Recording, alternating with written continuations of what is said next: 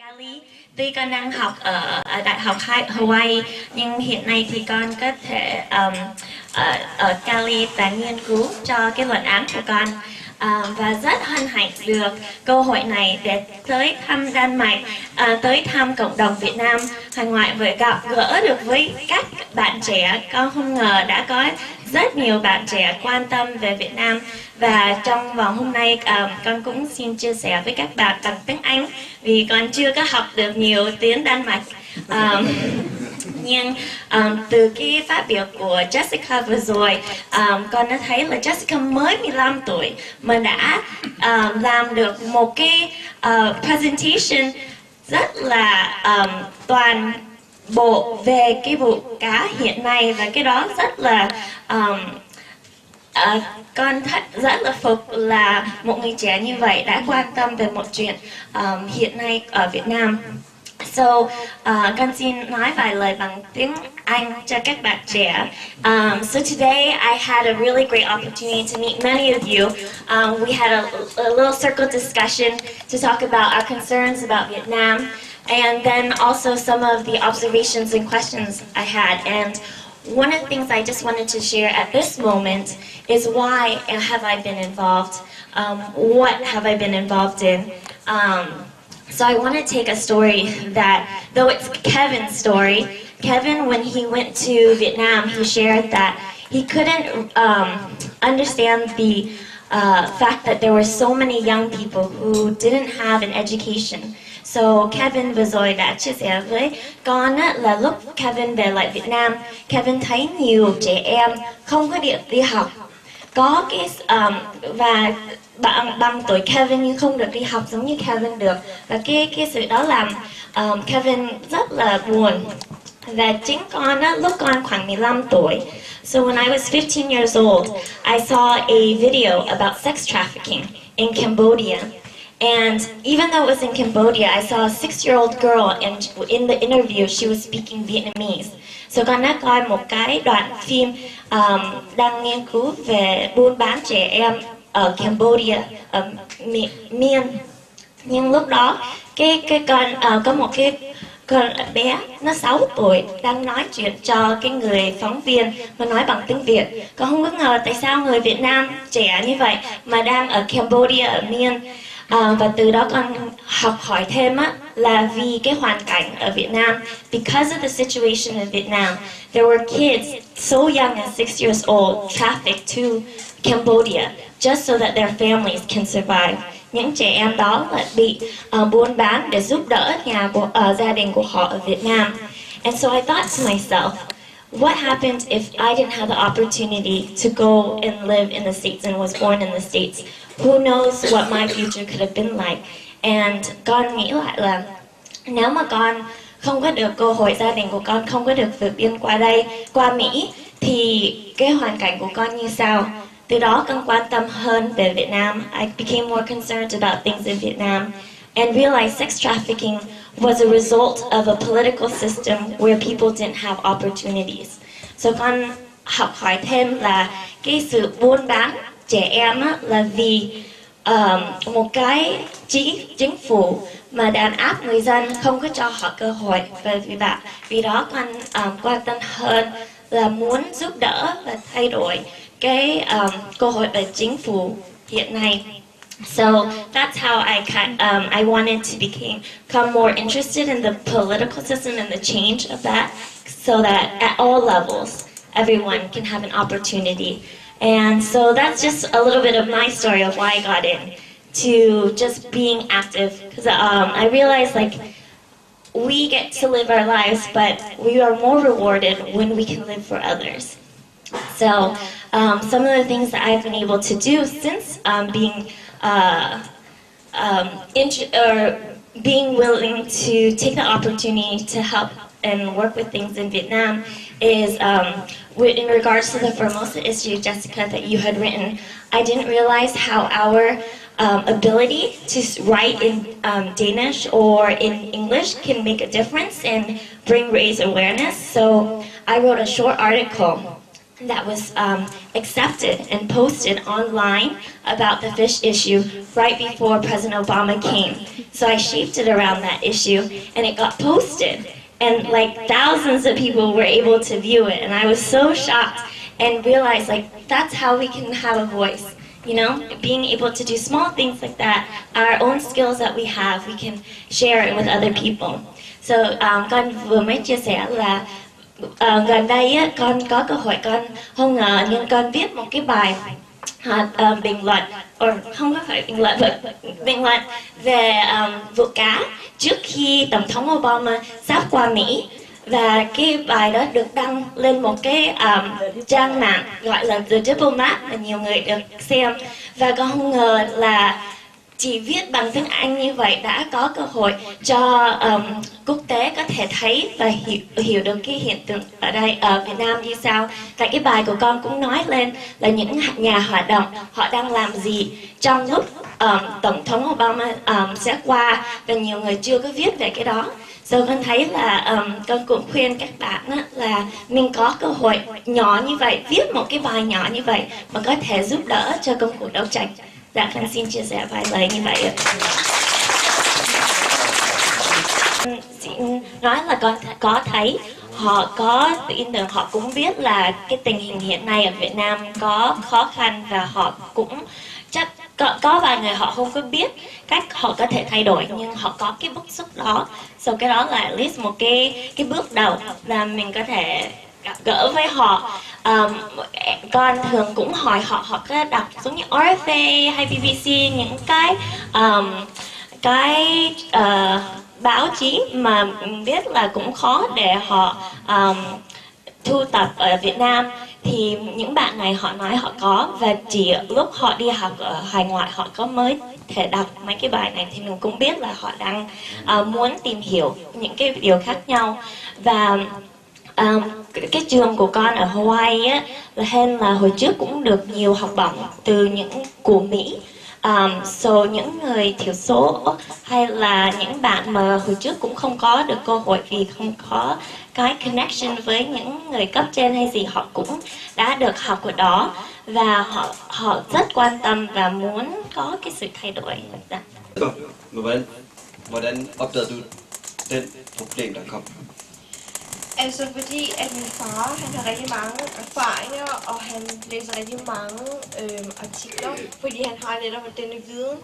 Og alle de her erfaringer, som jeg har så fået sat videre, er egentlig fra ham. Han har været min kilde sådan rigtig mange ting, netop på grund af, at han har denne viden fra rigtig mange andre artikler, hvilket ikke er vietnamesiske artikler, men selvfølgelig amerikanske og så videre artikler.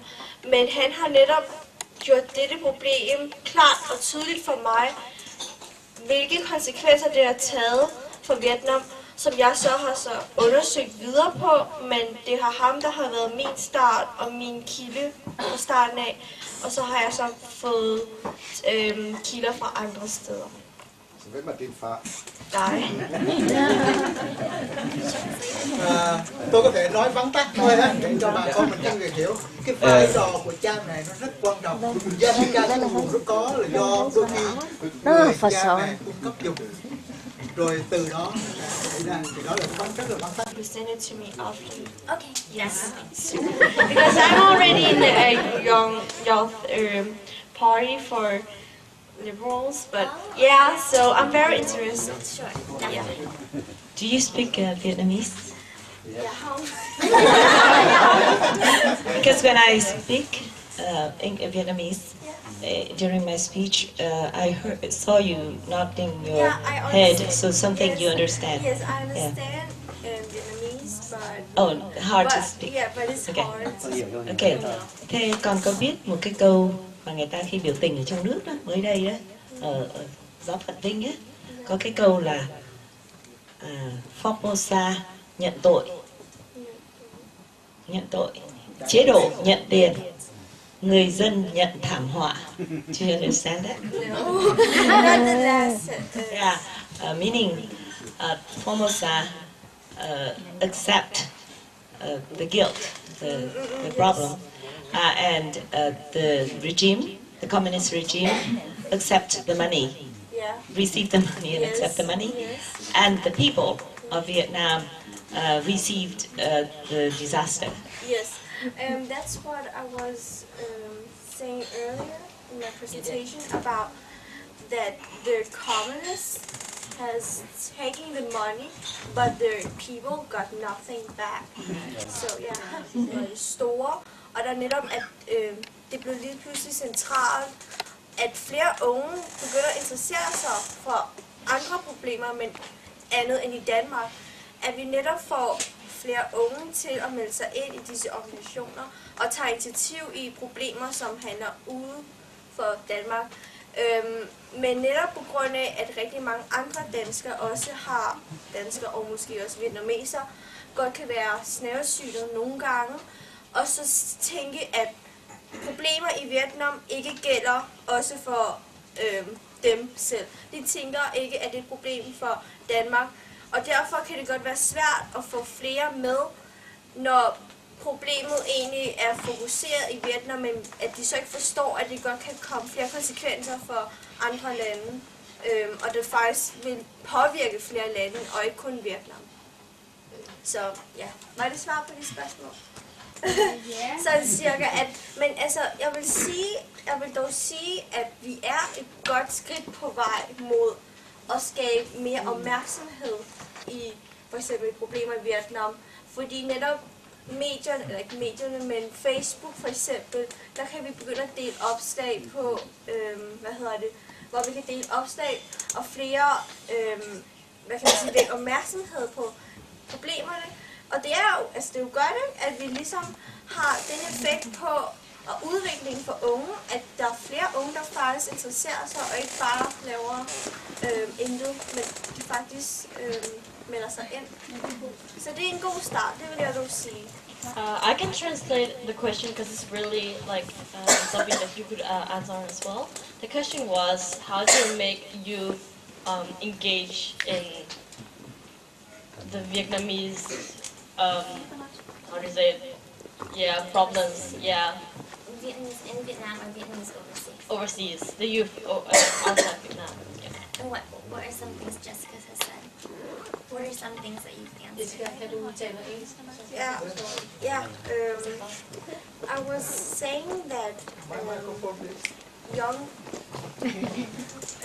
I was saying that young people today is joining organization as Vietnamese organization for helping and donating Vietnamese today, but as well, many young people don't see the problems that they are affecting them as well too, because they think that the problems in Vietnam doesn't affect them.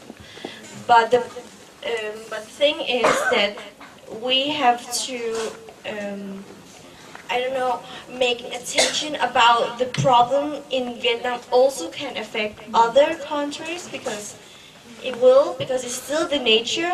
The nature is not only for Vietnam, but it's for the global. So yeah. And maybe to add to that too, I think the start is to figure out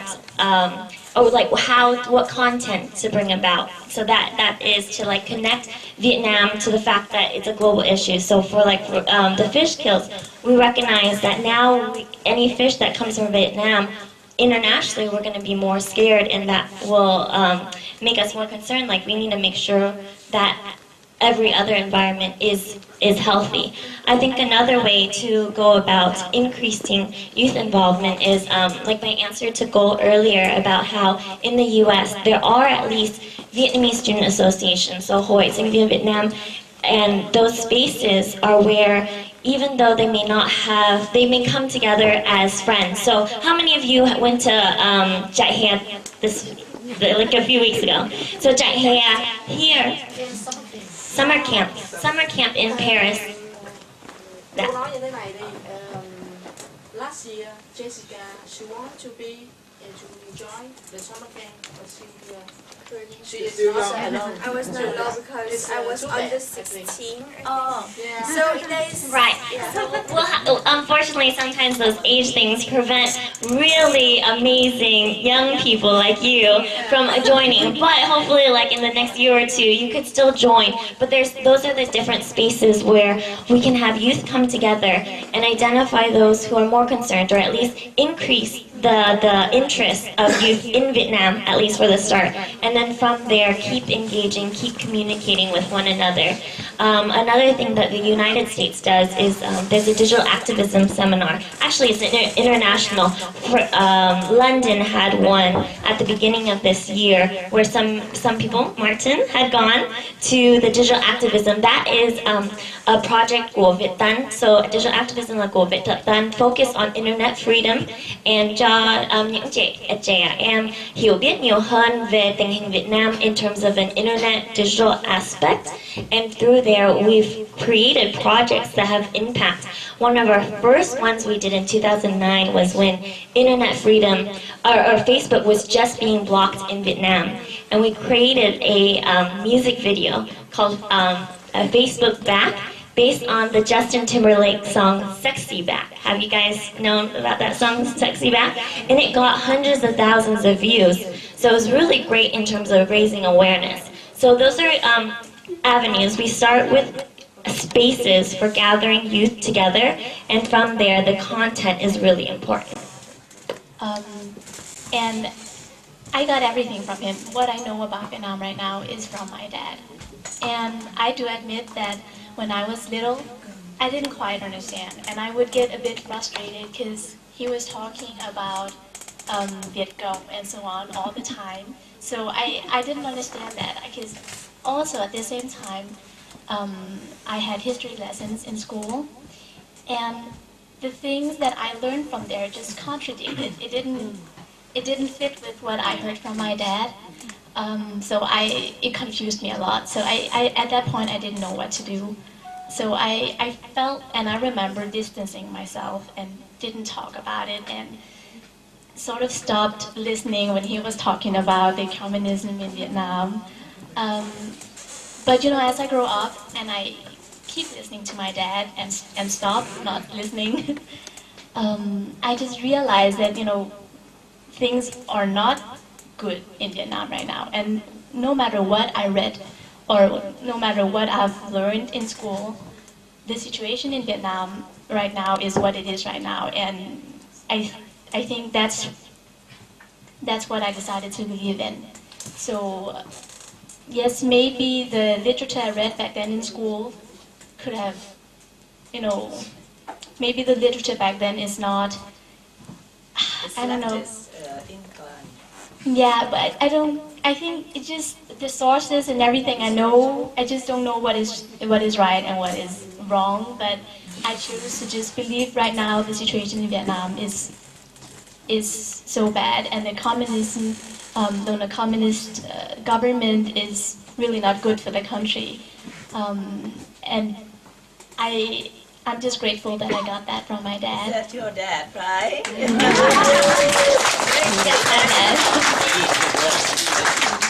So yeah, that's how I come to know about the situation in Vietnam, and I'm grateful for that. Even if I had back then got a bit annoyed and a bit, you know, I just came to understand what he's doing and that he's really sacrificing himself, because you know he can live well in Denmark. It's not difficult for my parents to live peacefully in Denmark and not think about the situation in Vietnam, but that's what they choose to do, and I respect them a lot for that. Chị hơi bị chia trí và không có biết cái nào là sự thật, tại vì biết là bố mình có một cái experience, và nhưng những cuốn sách là hồi trước là tưởng là cuốn sách là đúng, nhưng sau này biết là hiện tại mình thấy rất rõ là Đảng Cộng sản là một đảng đang đàn áp dân thật là khó khăn, và người dân rất cần sự hỗ trợ, và vì vậy thì cảm thấy là mình cần có cái sự giúp đỡ trong cái việc đó, tiếp tay với công cuộc đấu tranh, và rất là phục và cảm ơn bố đã vẫn giữ gìn tinh thần và giúp thấy là mình vẫn phải đấu tranh, thấy con đường đó. Rồi đi về thăm Việt Nam, thăm gia đình ở Việt Nam thì nguy hiểm, nhưng mà em nói thẳng với mẹ để cho mẹ yên tâm là con là người thị ở Denmark, người phải không, người thành ra Đan Mạch đâu có sợ gì đâu. Thì cái đó là đúng ạ. Tại vì mình cái quyền của mình ở trong nước Việt Nam và như cái nhân quyền của mình không thể nào để cho cộng sản nó cướp đi. Thành ra em có đảm đường như vậy và em chứng minh được cho mẹ yên tâm phải không? Rồi em có nói là khi về thì trông thấy những cái thảm cảnh ở Việt Nam, từ đó em thấy là mình phải làm một cái gì hay là quan tâm.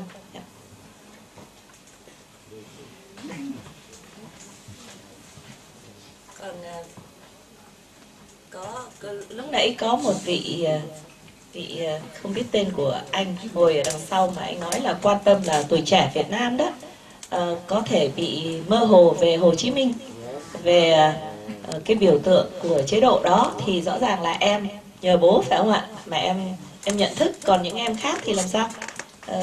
Is Ho Chi Minh was a hero?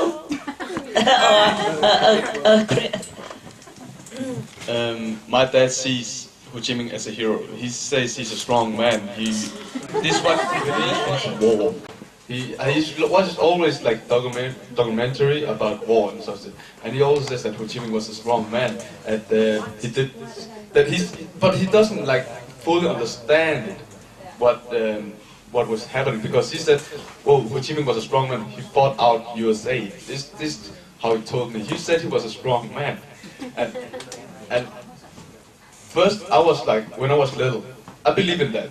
This is what I saw. When I was also in Vietnam, I saw Ho Chi Minh's faces everywhere. And I was like, okay, he's our national hero. But until recently, when I got into this, the exhibition and everything like that, I realized it wasn't like that at all. Right.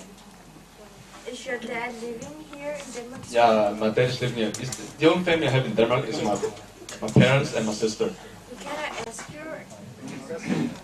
Bây giờ có hai cái câu hỏi từ Diệu Chân đến với quý cử tọa, là quý vị có nghĩ là đồng bào của mình thiếu sự đoàn kết hay không? Ít nhất là đồng bào hải ngoại đi. Có phải không ạ? Rồi, có, ít nhất là chị nghĩ như vậy. Do we lack solidarity or unity among the Vietnamese overseas? You think yes? Okay. That's why I'm here. That's why you are here. Okay. Thế thì để gia tăng cái unity đó ha, mình làm sao? Thật sự đó, mình phải thông cảm dân tộc mình, tại vì mình đến từ một cái thể chế đàn áp là cộng sản, và mình có rất nhiều những thăng trầm của lịch sử dân tộc, cho nên nó làm mai một cái niềm tin, cái faith. Our faith erodes because of the up and downs in our history. So mình phải từ từ mình build lại cái faith đó in each other, to help each other. Mình xây dựng lại cái niềm tin giữa con người với con người, phải không ạ?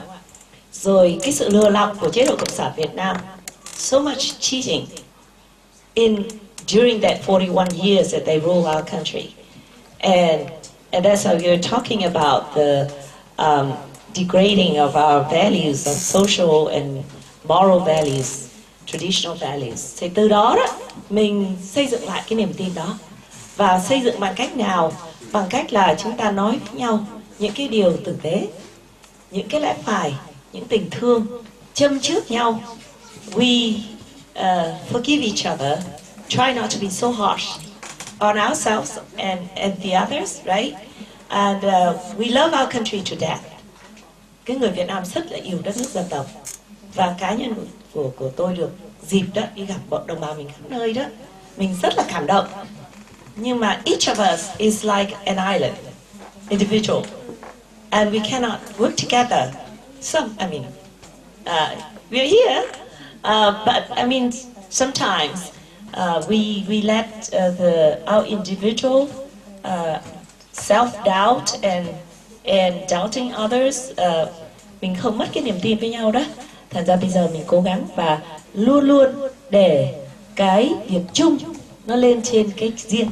Khi mình giận nhau, anh em trong VIET-DAN nhiều khi làm việc cũng gặp những cái khó khăn, nhưng mình đặt cái quyền lợi của tổ chức, vì tổ chức là cái phương tiện cho đất nước đi lên, cho nên mình đặt cái quyền lợi của tổ chức lên trên và quyền lợi của tổ quốc lên trên hết, thì tự dưng mình tha thứ nhau, chứ không có ai hoàn hảo hết.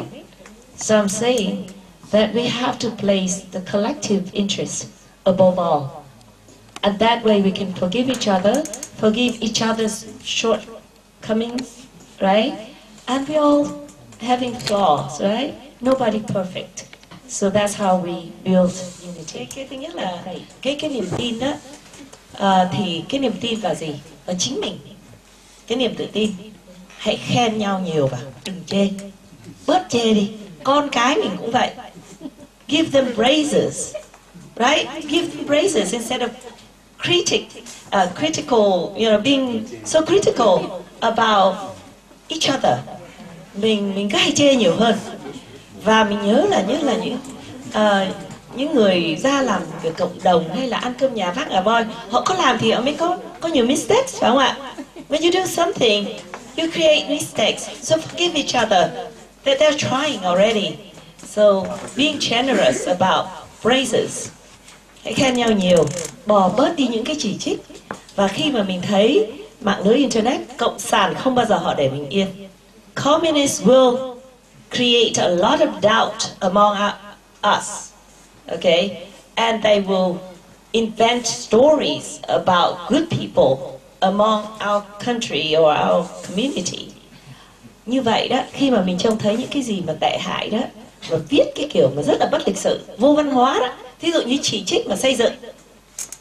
Meaning, if I criticize you, I mean I give you comment, constructive comment, it's different.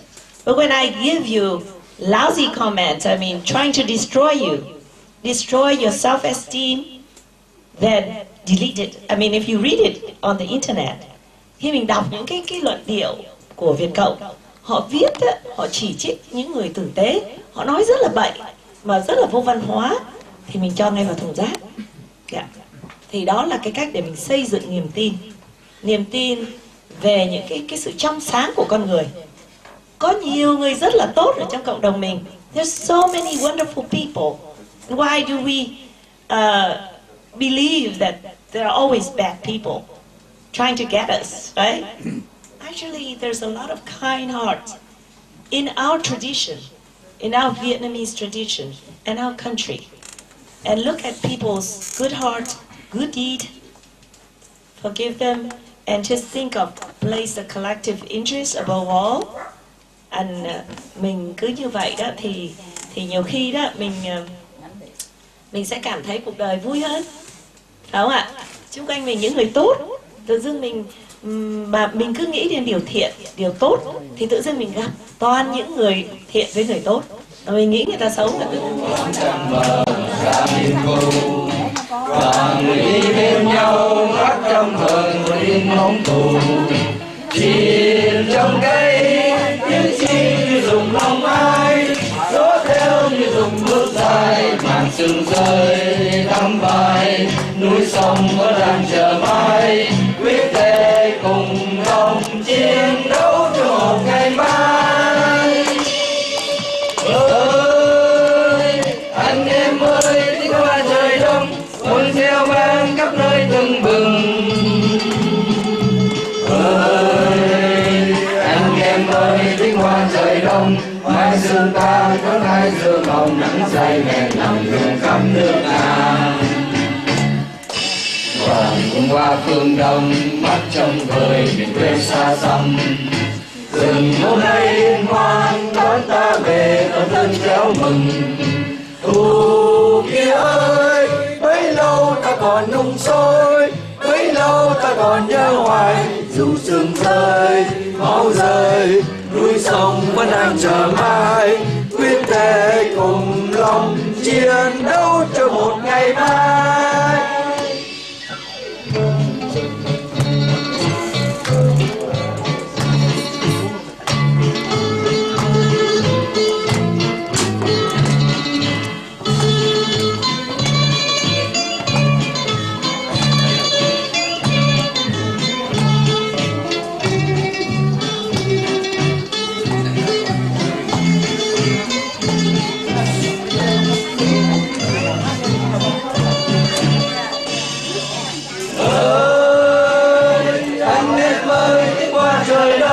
quân reo vang khắp nơi tưng bừng. Anh em ơi, cánh hoa trời đông, mai sương than có hai dương hồng, nắng say bên lòng phương khắp nước Nam. Đoàn vượt qua phương Đông, mắt trông vời miền quê xa xăm. Rừng hôm nay liên hoan đón ta về con thân giáo mừng. Cô kia ơi, bấy lâu ta còn nung sôi, bấy lâu ta còn nhớ hoài. Dù sương rơi, máu rơi, núi sông vẫn đang chờ mai. Quyết sẽ cùng lòng chiến đấu cho một ngày mai.